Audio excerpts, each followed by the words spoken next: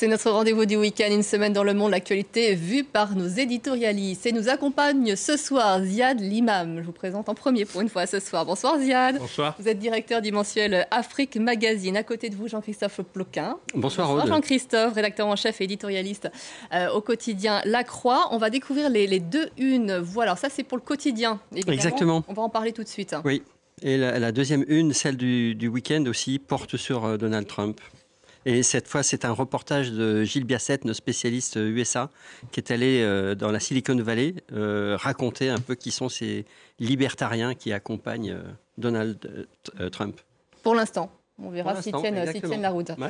Cyril Payen est avec nous. Les téléspectateurs de France 24 le connaissent bien. Cyril, bonsoir. Vous êtes grand reporter. Vous analysez aussi l'actualité internationale. Vous avez été correspondant à Bangkok, en Thaïlande, pendant de nombreuses années. Vous connaissez particulièrement bien la région et notamment la Birmanie, dont on va parler dans un instant. Et puis Nicolas Vado, dessinateur de presse. Bonsoir Nicolas.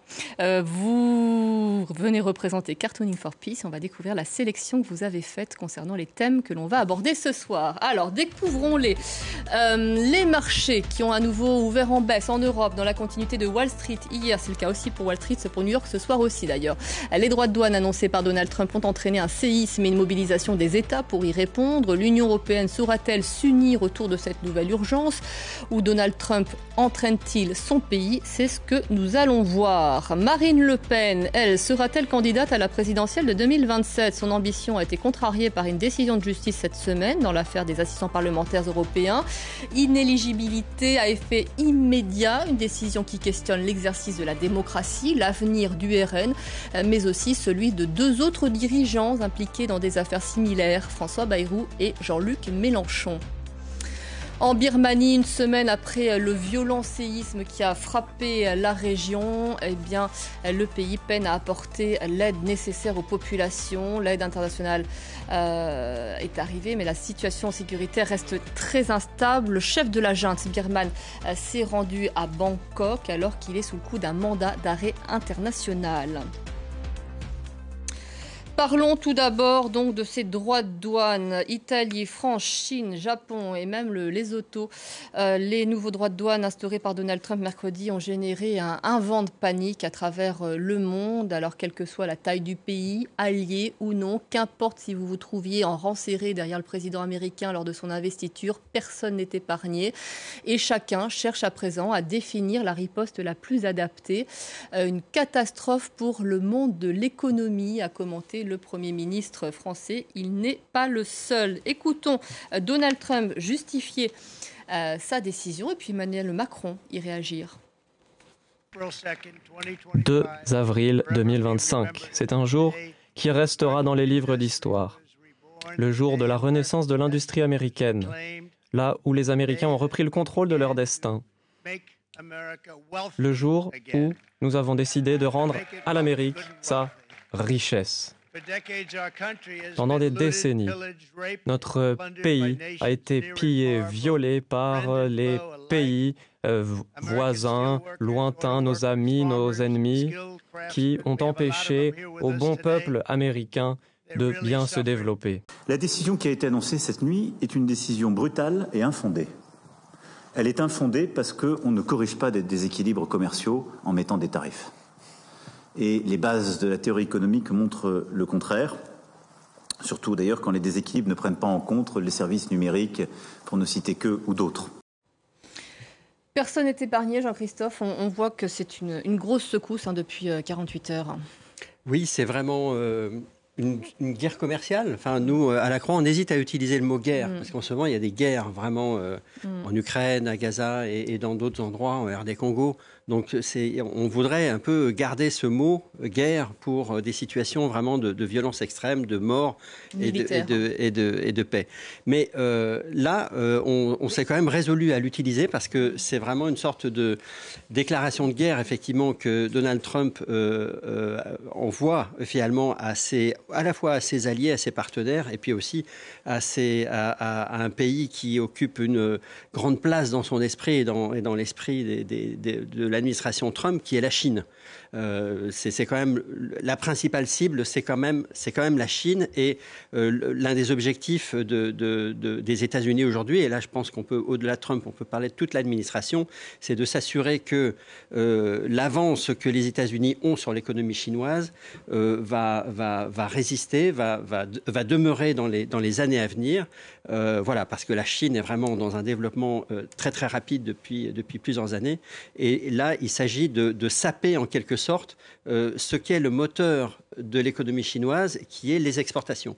C'est vraiment un pays qui s'est construit comme l'usine du monde, et aujourd'hui, donc, c'est par ces exportations que la prospérité chinoise est assurée, et également la capacité finalement pour le Parti communiste qui contrôle la Chine d'investir très puissamment dans des secteurs économiques, dans la défense et dans d'autres domaines, dans le spatial, etc. Donc il y a cet objectif par rapport à la Chine, et puis plus largement, finalement, Donald Trump considère que le déficit commercial est un signal de faiblesse. Il le prend vraiment comme un critère qui montre que les États-Unis, depuis des années, comme il l'a dit dans l'extrait qu'on a entendu, finalement étaient pillés, dit-il, par ses partenaires. Et là, il n'y a pas seulement la Chine, mais il y a aussi les Européens notamment, et d'autres, effectivement. Je pense qu'il y a une 60aine de pays qui ont été concernés par les hausses de taxes. Et donc là, il y a vraiment la volonté en soi, finalement, de reconstruire l'industrie américaine, qui ne va pas si mal que ça, mais néanmoins avec dans certaines régions, effectivement, un écroulement de l'industrie américaine depuis une vingtaine d'années.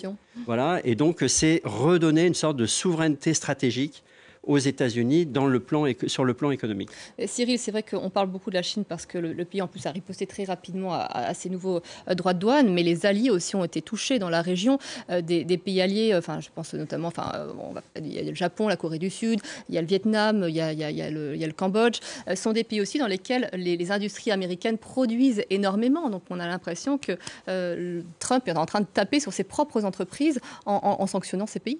Oui, ils sont KO debout d'ailleurs, dans toutes les capitales des pays que vous citiez, qui ne s'attendaient pas du tout, étant dans l'arrière-train de cette locomotive économique qui était décrite, qui était la Chine, le Vietnam notamment, dans les rues d'Hanoï, la capitale, ce matin, c'était KO debout, parce qu'on imagine tout de suite, parce que ce sont notamment le Vietnam, c'est un pays communiste, mais avec une économie ultra-libérale, qui est calquée sur le modèle chinois, où c'est vraiment du libéralisme à l'état pur. On voit tout de suite les répercussions d'une hausse de ces taxes, l'inflation qui va grimper, les gens qui vont perdre leur emploi dès demain, puisqu'il n'y a pas de protection sociale telle qu'on peut l'entendre en Europe. Donc oui, c'est une surprise absolue, et les gens sont KO debout. Je dirais encore plus, puisque finalement, cette tectonique du Trumpisme 2.0, en fait, rien ne l'arrête, et à chaque fois, les annonces se multiplient. Mais celle-ci, et on voit ces images, celles-ci font le tour du monde, touchent directement les gens, et jamais cette tectonique n'avait été effectivement beaucoup plus loin, vous le disiez, notamment dans ces pays qui sont des partenaires économiques très, très importants, en queue de la production des États-Unis. Donc on se demande si c'est une balle dans le pied, si c'est de l'incurie absolue, peut-être un peu des deux, mais ça frappe très très très durement effectivement dans cette partie du monde notamment, mais n'oublions pas non plus les Européens évidemment, parce que tout le monde est un peu KO debout et dans une sorte d'attentisme. Est-ce que c'est du bluff? Est-ce qu'il pousse le curseur, comme Trump le fait beaucoup en homme d'affaires, pour un peu rétropédaler ensuite? C'est difficile à dire. Mais c'est une brutalité, d'une verticalité qui surprend, notamment dans des pays qui étaient finalement assez à l'aise, à l'ombre, loin de cette production, de cette chaîne de production américaine. On peut parler de l'île australienne de Norfolk, qui elle se pensait complètement peinarde et qui est touchée aussi par ces taxes. C'est vrai que Ziad, ça semble incompréhensible et ça crée une folle incertitude. On voit les conséquences sur les marchés.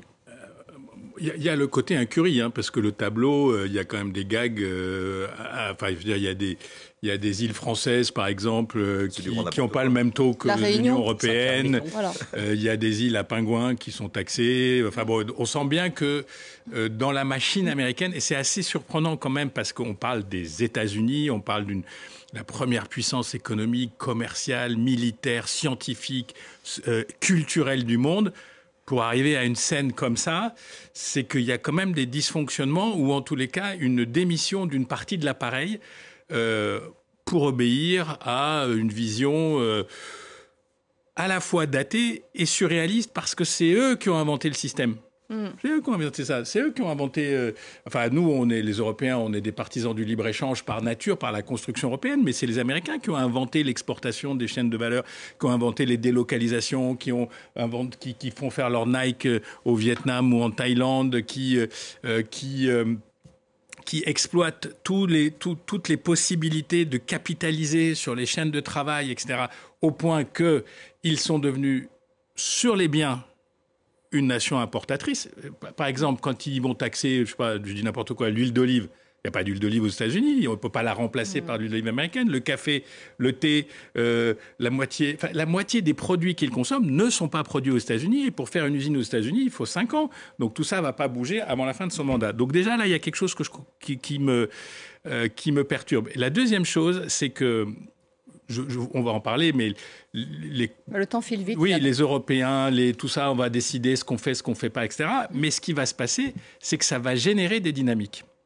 Des dynamiques de contournement des États-Unis. Et ça, je pense que c'est quelque chose qui va être très intéressant à regarder, en particulier les relations Europe-Asie, Europe-Chine, Europe-Canada, qui vont bouger. Et le troisième point, et très rapidement, c'est les petits. Les petits vont se faire massacrer. Et je trouve que c'est le cas du Lesotho dont tout le monde parle, parce que le Lesotho fait des jeans et des diamants, et donc forcément, il n'apporte rien parce qu'il est pauvre. C'est scandaleux qu'il n'y ait personne aux États-Unis dans cette puissance qui se déclare le phare du monde, hein. Je veux dire, quand même, ils viennent de là. La statue de la liberté, etc. Et ces gens-là s'en foutent, que les pauvres trinquent ou les Vietnamiens trinquent, etc. Et donc, je trouve ça assez consternant. Ce dont on parle à présent, c'est de la riposte. On a vu la Chine qui a riposté. En Europe, il va falloir riposter. Est-ce qu'on va être capable de se rassembler, comme on a su le faire, Jean-Christophe, aussi rapidement sur l'Ukraine, sachant qu'on entend déjà qu'il y a des dissensions, que certains appellent à la désescalade et d'autres, au contraire, veuillent aller très très fort avec des dispositifs qui existent pour taper sur les États-Unis. C'est ça. Donc la politique commerciale au niveau de l'Union européenne, c'est vraiment une compétence de la Commission européenne. Donc c'est elle qui est décisionnaire. Et évidemment, derrière, dans les coulisses, il y a les États qui se font entendre et qui disent faisons plutôt ci ou faisons plutôt ça. On entend évidemment les plus gros, on entend évidemment et on écoute particulièrement ce qui se dit en Allemagne, puisque c'est le principal pays exportateur, c'est la principale puissance économique. Donc on va dire que l'avis de l'Allemagne pèse plus que celui des autres, mais de toute façon, c'est une décision qui est prise par la Commission européenne. Et là, on peut dire quand même que c'était difficile d'être surpris par ce qui se passe, puisque Donald Trump l'avait annoncé depuis son arrivée à la Maison-Blanche en janvier. Et donc, il y a effectivement des mécanismes de riposte qui ont été élaborés à l'Union européenne. Il y a différents scénarios qui vont finalement rétorsion par les droits de douane, mais aussi, par exemple, le fait d'interdire des marchés publics, tous les marchés publics européens aux entreprises américaines. Donc ça aurait un impact très très fort sur les entreprises américaines qui veulent venir en Europe pour construire des ponts ou pour des marchés, notamment dans le numérique. Donc voilà, il y a des ripostes graduées qui sont élaborées par l'Union européenne. Ce qui est sûr, c'est que pour le moment, Ursula von der Leyen est plutôt dans la stratégie d'attendre encore un peu avant de déclencher les premières ripostes. Et les premières ripostes prévues, en fait, elles se réfèrent à une décision qui a été prise par l'administration sur l'acier et l'aluminium il y a déjà 15 jours, 3 semaines. Donc on voit bien que la position de l'Union européenne est plutôt dans la retenue, mais en même temps, le discours est très ferme et annonce vraiment des représailles pour faire sentir finalement, y compris aux élus du Congrès qui viennent de circonscriptions républicaines, donc qui sont des soutiens de Donald Trump, que ça pourrait leur coûter cher en termes d'emploi si jamais il y avait des ripostes identiques de l'Union européenne. Alors, je disais, c'est vrai que le temps file très très vite malheureusement, mais je voulais quand même voir avec vous, Cyril, où Donald Trump entraîne son pays. On voit les bourses qui s'effondrent.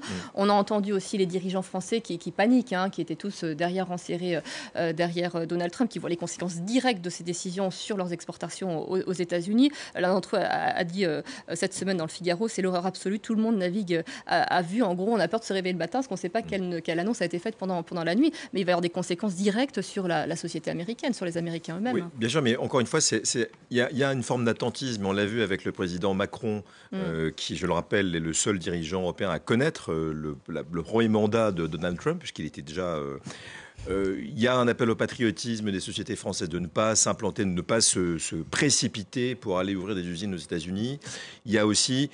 Attendons de voir, on garde un peu de la place pour les négociations. Pourquoi ? Parce qu'il y a quand même l'effet Trump, ça fait quelques semaines seulement qu'il est en poste, et on sent exactement comme le Trump de la défense, notamment l'Ukraine, les négociations sur Gaza, que tout est corrélé. C'est la même dynamique, pas forcément la même logique, mais on sait que notamment sur les questions donc de défense, l'accord de paix sur Gaza, les pressions ou non, ou le blanc-seing sur Israël, mais surtout les discussions avec Poutine, en fait, ça va au gré de l'eau, ça change. On voit bien les changements de position, de discours de Donald Trump. Donc peut-être qu'il faut croire qu'il y a une nouvelle réunion mardi, ici en France. Il faut croire que quand même, il y a ce mouvement de panique qui était quelque chose finalement d'assez prévisible, mais dans son intensité, dans les éléments de langage, dans la verticalité, horrifie, parce que c'est dystopique, on change de monde vraiment, guerre commerciale. Mais en même temps, est-ce que Donald Trump est si fiable que ça dans ce qu'il dit, est-ce qu'il ne pousse pas le bouchon pour arriver à trouver quelque chose qui l'arrangera ? Mais je pense qu'il va y avoir quand même un peu la panique, oui, mais on attend un peu pour voir quelle sera la prochaine étape. Nicolas, les dessinateurs sont confiants ou au contraire très pessimistes ? Juste avant que je monte les dessins, il y a quand même une anecdote. J'habite en Belgique. La Belgique est aussi je l'ai pas précisé, pardonnez-moi. Concernée par ça. Ouais. On est dans l'attentisme parce que, par exemple, les exportateurs de bière belge en canette ne savent pas s'ils vont être taxés sur le contenu, c'est-à-dire la bière, ou sur le contenant, l'aluminium. Ouais. Et donc, ils ne savent absolument pas à quelle sauce ils vont être mangés de ce point de vue-là. Ça en dit assez long sur le flou dans lequel tout le monde est par rapport à ces tarifs. Alors, j'ai plusieurs dessins. J'ai un dessin d'Erkawi, dessinateur marocain, qui montre que la première victime, évidemment, ça va être le consommateur américain. Voilà. On voit ce dessin avec Donald Trump qui envoie un coup de canon qui va d'abord transpercer l'oncle Sam. Ensuite, il y a ce dessin de Chapat qui se passe de commentaires. On voit qu'il coupe toutes les amarres, sauf qu'il coupe toutes les amarres, mais on se demande où vont tomber les États-Unis après. C'est un dessin qui est très fort parce que muet et qui dit plein de choses en étant muet. Et puis j'ai deux dessins très drôles. Un dessin de Cambon, dessinateur français, j'espère qu'on va le voir. Voilà. Guerre commerciale, la résistance s'organise avec votre Happy Meal. Quelle boisson ? Du champagne, pardi. Ça, je trouve ça très très drôle parce que évidemment. Ce qu'on oublie de dire aussi, c'est qu'il peut y avoir des boycotts de produits américains, sans parler du tourisme qui est en train déjà de souffrir, le tourisme vers les États-Unis. Et puis je vous montre un autre dessin de Clay Jones, Ziad en parlait tout à l'heure. Ce sont les pingouins qui se sentent absolument betrayed, c'est-à-dire qu'ils sont trahis parce que les tarifs de Trump, évidemment, font faire beaucoup de mal à ces pauvres pingouins qui sont tout seuls sur Heard Island. Notamment concernant le tourisme. Autre thème que nous voulions évidemment aborder, ce vent de panique d'une autre nature cette semaine en France qui concerne le Rassemblement national, mais pas seulement. L'inéligibilité de Marine Le Pen a effet immédiat. Elle a fait appel, mais le parti va devoir redéfinir sa stratégie pour la présidentielle. Marine Le Pen qui a reçu le soutien de Donald Trump, justement, et de son vice-président, J.D. Vance. Je vous propose de l'écouter. Le système a sorti la bombe nucléaire. Et si il utilise une arme aussi puissante contre nous, c'est évidemment parce que nous sommes sur le point de gagner les élections. Les choses sont extrêmement claires, on ne se laissera pas faire. Et on ne se laissera pas faire, non pas tant pour nous défendre seulement nous-mêmes, mais pour défendre les Français qui ont le droit de voter pour qui ils le souhaitent, et puis pour défendre le pays. Parce qu'aujourd'hui, le pays est en train de vaciller. Et tous ceux qui n'ont que l'état de droit à la bouche sont en général ceux qui sont les premiers à chercher à violer cet état de droit. Ils nous ont volé les législatives par des manœuvres scandaleuses. Que les choses soient très claires, on ne laissera pas les Français se faire voler l'élection présidentielle. Il y aura donc un appel avec une décision été 2026 en principe, parce que tout le monde avait anticipé. Marine Le Pen qui a saisi aussi le Conseil constitutionnel. Ziad, est-ce que le RN est si ébranlé que ça, finalement, après cette décision ? Moi, je pense que oui. Et je pense que toute cette rhétorique populiste, semi-guerrière. Et ça sonne Trump et Vance qui ont repris les mêmes mots. C'est qu'en fait, ils sont dans une situation extrêmement difficile. D'abord, il y a un dossier. C'est-à-dire que les 1000 pages du dossier, c'est caractérisé, il y a des infractions, c'est clair et net. Donc là-dessus, leurs perspectives en appel sont faibles. Donc, on va aller en appel peut-être plus vite que prévu, mais d'abord, les juges en appel, ça ne veut pas dire qu'ils vont être plus sympas, surtout s'ils sont insultés à peu près toute la journée par les cadres du FN. Et la deuxième chose, ça peut être pire comme condamnation, et en admettant même que ça soit relativement adouci, comment elle va aller aux élections ? On enlève l'inéligibilité, etc. Elle est condamnée quand même, elle va aux élections très affaiblie. Et je ne pense pas que les Français soient des Américains. C'est-à-dire que le populisme à la Trump, ça fonctionne en partie, mais c'est pas exportable aussi simplement dans des pays où il y a des longues traditions de droit, de justice, d'équilibre, etc. Donc je pense pas que ça puisse exploser. Et deuxièmement, il va y avoir une dynamique à l'intérieur du parti, c'est que ils vont se dire si elle est cuite, si la famille est cuite. Parce qu'il ne faut pas oublier le père, quand même, on l'oublie un peu vite. Est-ce que dans la famille, il n'y a pas d'autres membres de la famille qui vont se retrouver poussés par des ambitions ? Est-ce que les lieutenants qui sont lieutenants depuis la nuit des temps, depuis le père, la fille, etc., est-ce qu'ils ne vont pas se dire « Ah bah tiens, c'est peut-être le moment de bouger ?» Et puis il y a des gens aussi qui vont se dire « Mais cette stratégie, c'est exactement le contraire de ce qu'on essaye de faire depuis 10 ans, c'est-à-dire de devenir un parti de droite conservatrice, réactionnaire, mais de droite acceptable. Quand elle parle, on lui a volé les législatives. Non, elle s'est fait avoir un jeu d'alliance aux législatives qui est un jeu tout à fait normal en démocratie. Mais là, c'est pour ça qu'on voit que Bardella est en train de se positionner, que lui, justement, il incarne cette génération qui n'a pas connu le père et qui est capable de proposer autre chose et éventuellement, Jean-Christophe, de bénéficier. C'est un marine boy, donc ça ne veut pas dire que... Oui, mais voilà. Non, mais justement, il est capable de se fabriquer une image qui se détache et qui reste dans la lignée de la famille Le Pen.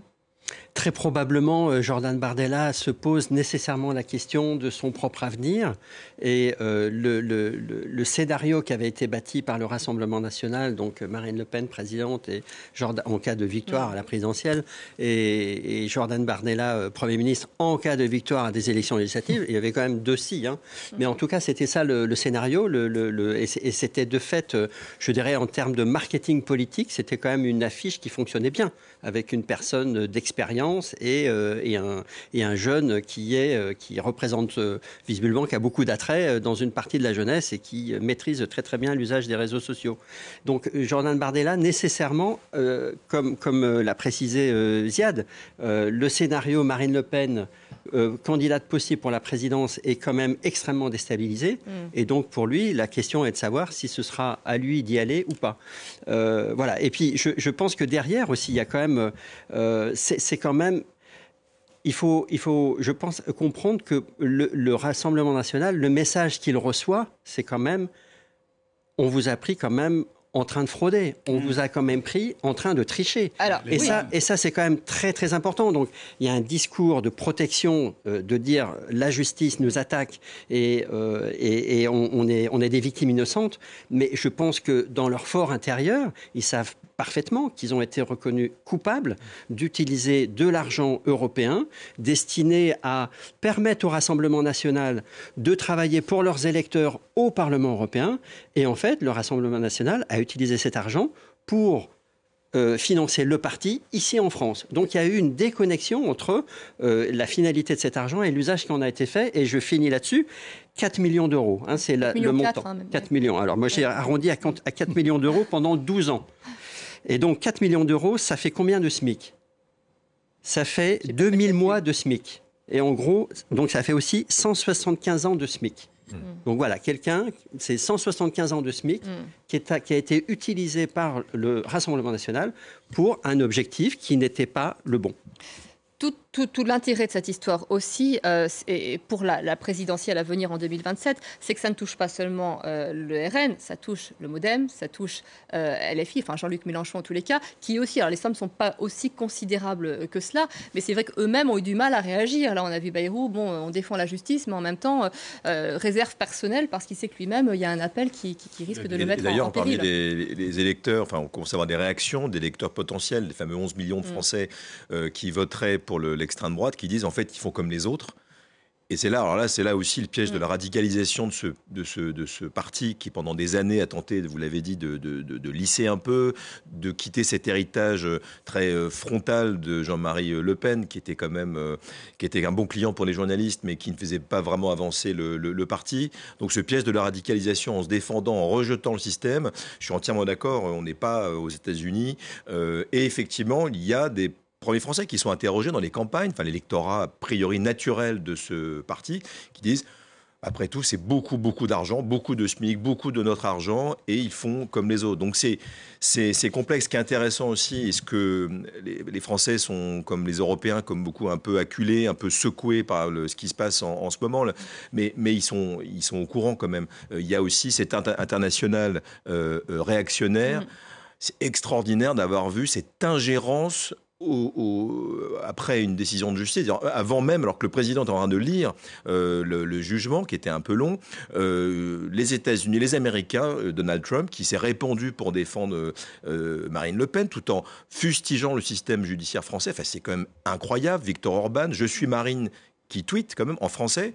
On marche sur la tête. Et donc, cet international réactionnaire, on peut quand même penser que ça peut appeler à la raison une partie de l'électorat qui pourrait se dire où allons-nous sur son chemin, surtout qu'on voit un peu ce qui se passe aux États-Unis et ailleurs. Et ça nous montre le poids de l'idéologie trumpienne, Ziad, on terminera là-dessus, dans la politique européenne, qui est de plus en plus forte.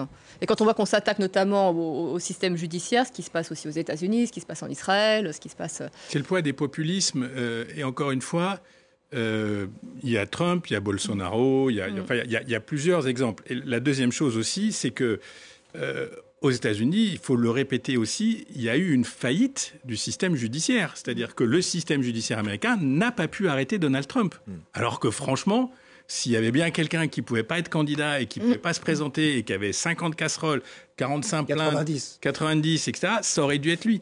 Donc c'est pour ça que c'est différent. Et je pense aussi que les politiques prennent beaucoup de risques à s'amuser à faire de la sémantique en disant oui, mais l'éligibilité, etc. Les gens sont très raisonnables. L'éligibilité, oui, c'est dans la loi, c'est dans le texte, ils ont mis la main dans le pot de confiture. Et Bayrou qui dit ça et son contraire le lendemain, les Ciotti qui disent ah oui, mais on va faire une loi rétroactive. Une loi rétroactive, mais vous êtes dans quel pays ? Où est-ce qu'on a vu ça ? Et je pense, moi, que les opinions européennes sont plus raisonnables, elles ont une plus longue histoire de démocratie, elles ont plus d'institutions, et donc elles se disent, mais ces gars sont fous, y compris ceux qu'on aime bien. Et donc c'est là que la démocratie est en jeu, je pense, chez nous.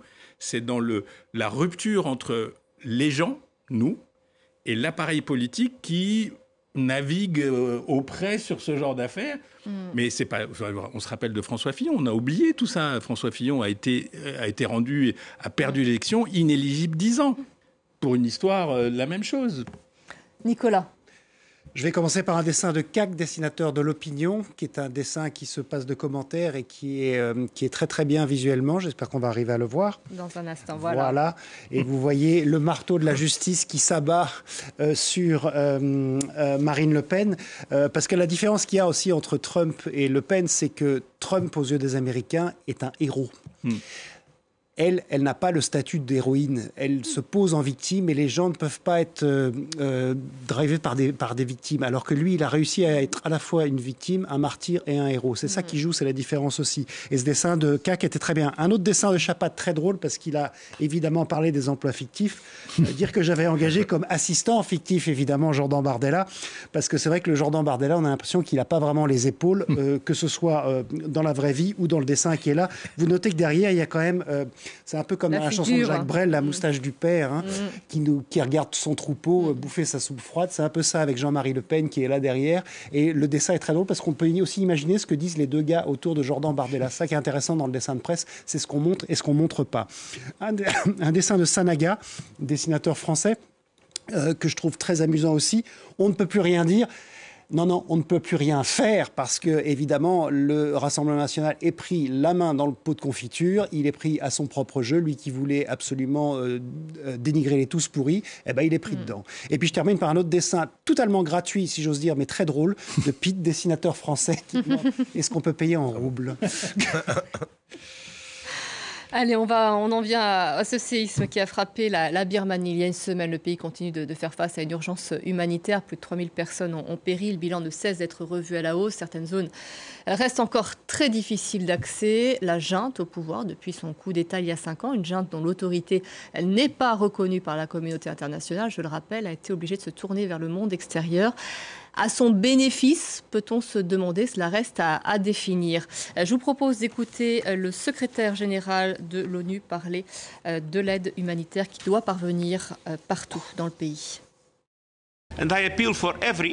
Je lance un appel pour que tous les efforts soient déployés afin de transformer ce moment tragique en une opportunité pour le peuple birman. Je me réjouis des annonces de ces cessez-le-feu temporaires. C'est essentiel pour la distribution de l'aide et pour que les secouristes fassent leur travail.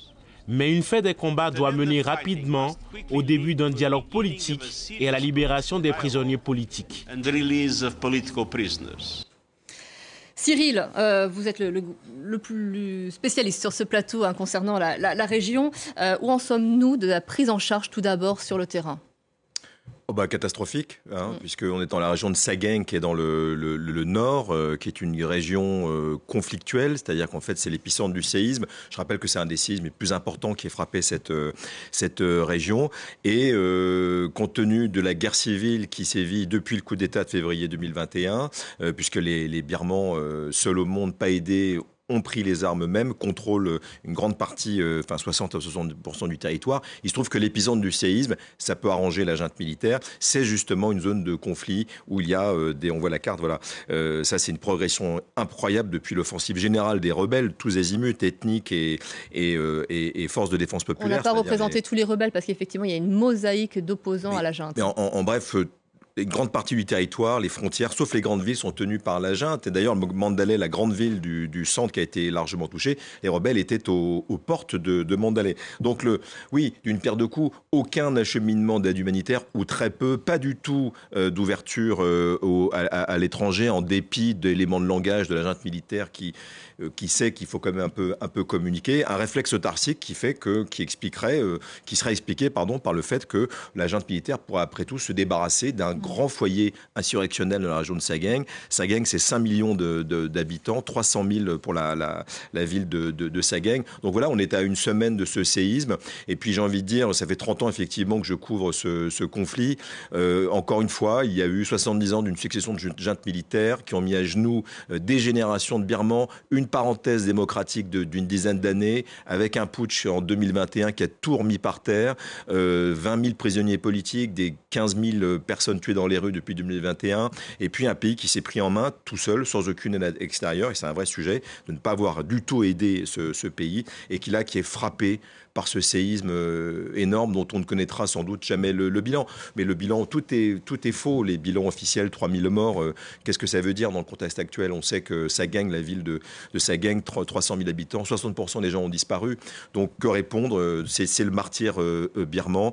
Et encore une fois, et beaucoup de Birmans m'interrogent, c'est aussi l'expression du fait que la communauté internationale, ne s'intéresse plus à certains conflits trop lointains, et on le paiera certainement un jour, parce que c'est un pays extrêmement important, au carrefour entre l'Asie orientale et l'Inde, extrêmement riche, et qui a une population extrêmement intéressante, et qui se sent seul au monde, quoi qu'il arrive dans l'avenir. Et c'est vrai que face à cette désolation, Jean-Christophe, ce qui est impressionnant, c'est de voir que les Birmans eux-mêmes vont dans le nord, vont aider leurs compatriotes, se mobilisent tout seuls parce qu'ils savent que sinon, effectivement, la junte n'enverra peut-être pas cette aide humanitaire, qu'il y a des personnes à aider.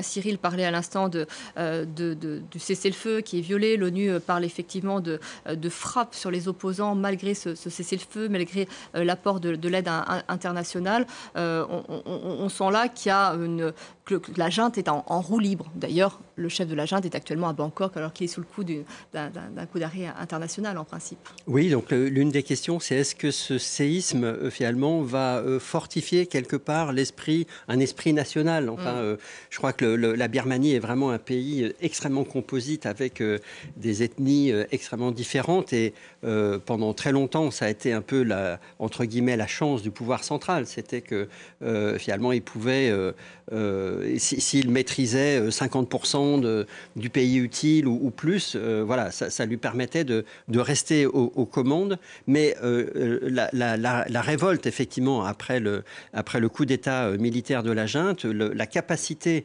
qu'ont eu les mouvements d'opposition à se réunir, à se fédérer, effectivement, a été une donne extrêmement nouvelle et montre qu'il y a peut-être un sentiment d'unité, un ciment national qui est en train de se développer en Birmanie.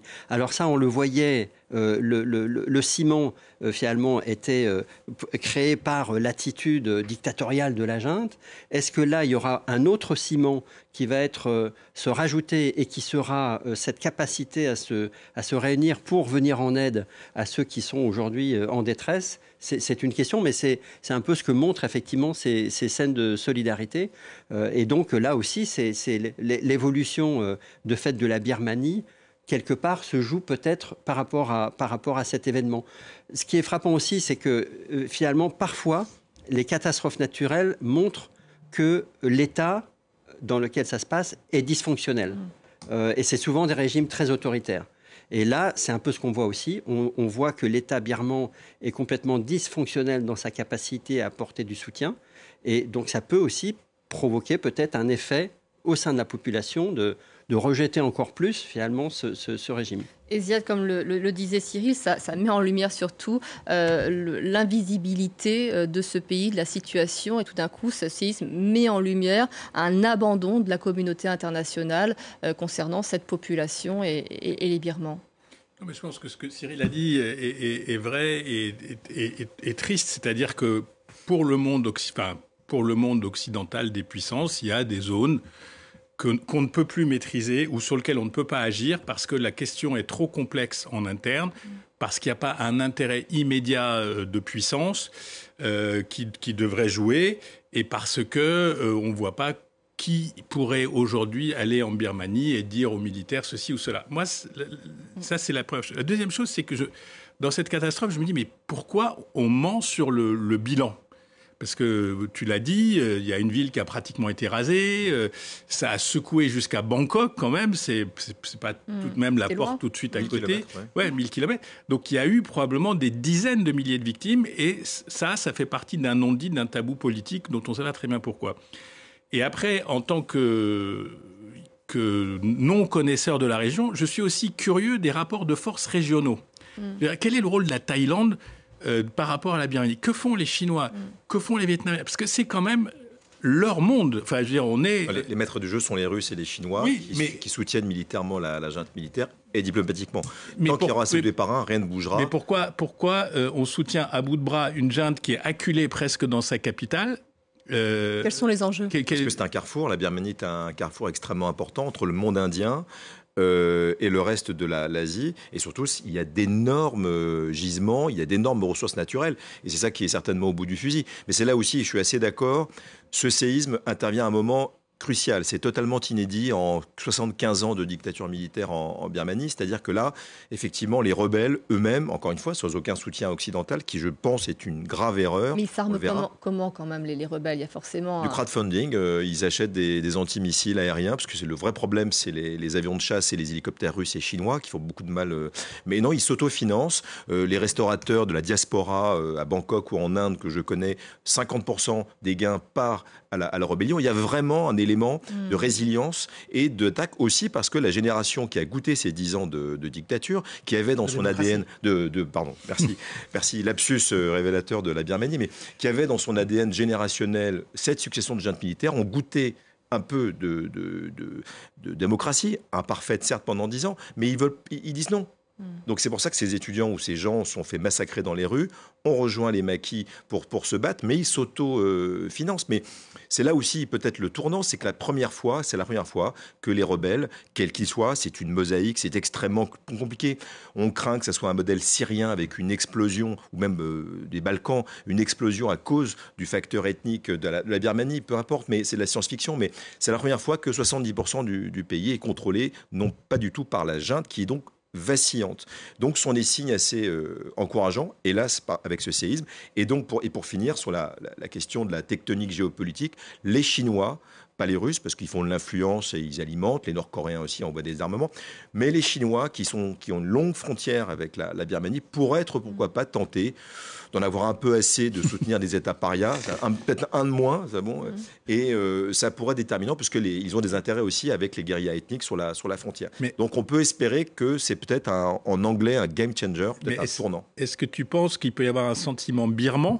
Parce que nous, ce qu'on sait de ce pays, c'est qu'il est 135 minorités ethniques. Oui, est-ce qu'il peut y avoir un sentiment birman qui s'impose aux militaires ? Est-ce que les autres peuvent arriver à créer quelque chose ensemble ? Il y a un gouvernement de l'ombre qui est né en 2022 sur les ruines de ceux qui n'avaient pas tué les députés et les hommes politiques, qui fonctionne. Nous avions sur notre antenne jeudi le ministre de la Santé qui donne son propre bilan. Et eux sont en train de faire avancer ce qui sera probablement une constitution démocratique qui va être beaucoup plus inclusive, avec le facteur ethnique, en incluant les minorités, les différences. Donc oui, on est là encore une fois dans de la science-fiction, mais on évolue beaucoup sur ces points centraux qui n'ont jamais, vous avez raison, fait l'unité de ce pays. Et Aung San Suu Kyi, elle est où ? Elle a 78 ans, elle a été condamnée à 50 ans de prison, donc je pense qu'on ne la reverra pas. Mais non, elle est en assignation à résidence. Mais elle a pu... Voilà, c'est un symbole et une image démocratique qui reste importante, qui est quand même fédératrice pour le pays, qui l'a été. Nicolas. J'ai 2 dessins. J'ai un très très beau dessin de Pov, qui est un dessinateur de Madagascar, qui est un dessin qui se passe de commentaires aussi. C'est le Haled, et vous voyez, la junte dit Haled, mais elle écrase quand même toute opposition avec les votes du militaire. C'est un très très beau dessin. Et puis je termine par un dessin de la Serbe qui est un peu plus léger et drôle, mais qui est quand même très bien. On voit séisme. La junte birmane fait appel à l'aide internationale. Je commence par quoi ? Par m'aider à ramasser mes breloques. Voilà. Merci beaucoup Nicolas, merci pour votre sélection. Cyril, merci. Ainsi se termine Une semaine dans le monde. Jean-Christophe, Ziad, merci beaucoup de nous avoir accompagnés. Vous pouvez nous retrouver sur notre site internet, sur les réseaux aussi. Et puis moi je vous retrouve dans quelques instants pour continuer à suivre l'actualité. À tout de suite.